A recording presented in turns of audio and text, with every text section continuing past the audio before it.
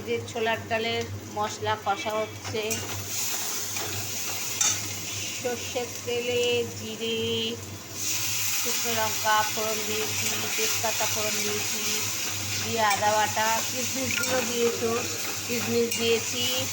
আজকে কিশমিশ দিয়ে হবে। হলুদ, লঙ্কা গুঁড়ো, নুন দেওয়া হয়েছে, জিরে গুঁড়ো। এই যে সেদ্ধ করা হয়েছে ছোলার ডালগুলো, প্রেসার কুকারে এগুলো ঢেলে দিলাম।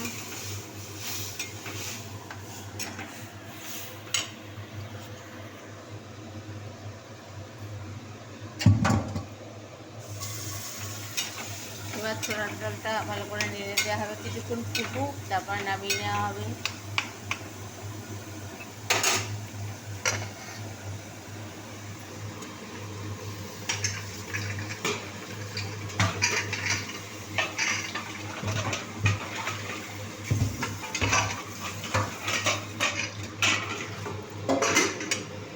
আর এটা আলু পেঁয়াজ কলি ভাজা হচ্ছে।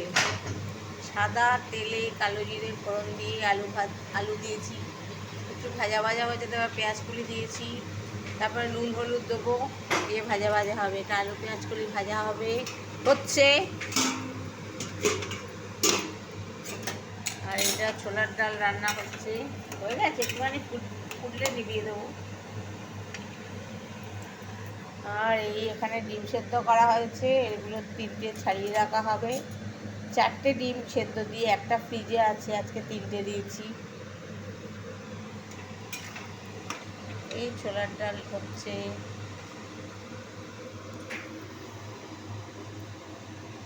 একটু ফুটুক, ফুটলে নামিয়ে দেবো।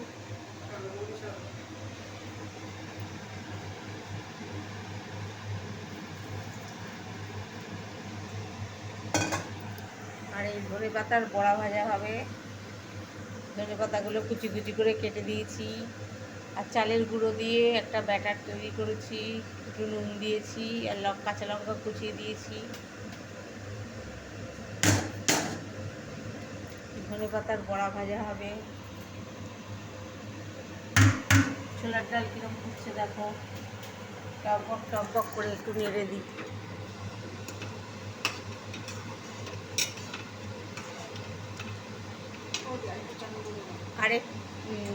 আগের বারে দিয়েছিলাম হিং দিয়ে করেছিলাম ছোলার ডাল, এবারে কিশমিশ দিয়ে।